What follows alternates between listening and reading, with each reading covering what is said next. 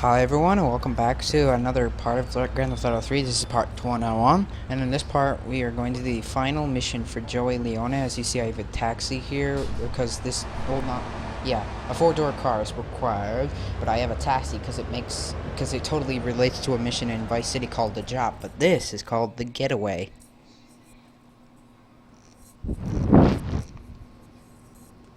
What a ride she's gonna be, huh? Alright, listen. Get some wheels to the safe house at St. Mark's and pick up a few friends of mine. They're hitting the bank and they need a driver. I gave my word that you were the man, so don't screw this up. Get them to the bank before 5 o'clock, not a minute after. Yeah, so I forgot to mention, this mission is available only from 6 o'clock to 14 o'clock, and as you hear that Joey says, get them to the bank before 5 o'clock, so they let us have an hour after for 6 o'clock through 14 o'clock. I don't know why it's 14 o'clock, but I guess they're just trying to give us enough time to get into the bank. But yeah, I decided to use a taxi because you're required to use a taxi in Vice City, and Claude is just like Hillary, where he's the driver. Well, actually Tommy's the driver, but Hillary's the one that keeps driving around the block, and he dies for no reason because no one's shooting him. But anyways, I'll just cut through this area.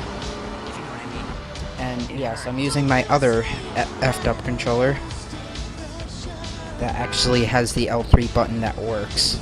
And I'm gonna have to switch controllers after this because I do not like this controller. One guy has a shotgun, one guy has a pistol, and the other one has his fist. Get to the bank on the main drag. Okay, so now I'm just gonna have to plug in my other controller, my good controller, which doesn't the L3 button on that controller doesn't work, but it's the controller I mainly use, so here.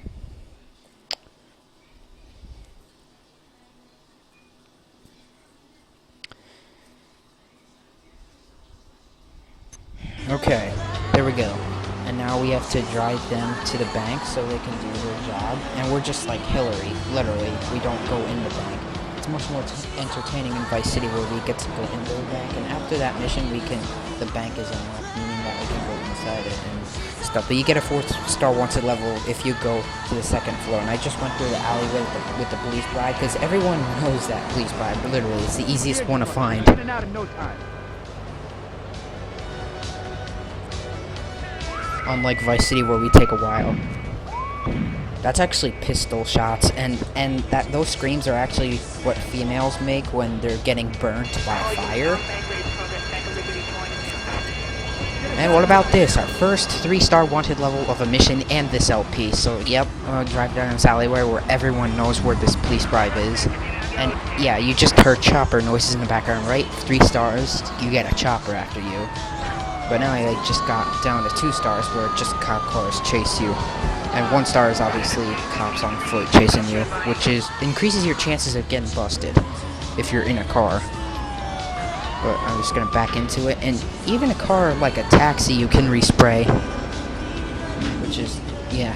I mean, the taxi doesn't change its color, but like the only difference that 2 different taxis have is the top of them. You see that there's an orange one at the top, but there's also a taxi in this game where it has a yellow taxi sign on top. So yeah, there are 2 different taxis in this game, but there's only 1 cabbie and even a Borg 9. But here we go, we drop them off.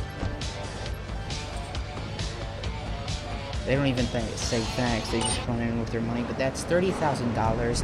It actually depends what you get. 20,000 for if 2 robbers survived, and 10,000 if 1 robber survived. But yeah, I decided to do it with the taxi because it's just like, I thought it'd be just like the job as a Malibu mission. But anyways, that's the end of Joey's missions, and in the next part, I'm not going to film myself doing level 12. I'll probably not even get to level 12 for the paramedic missions, but I'm gonna show some footage for it, but I'm not gonna film the whole thing. So see you for that part.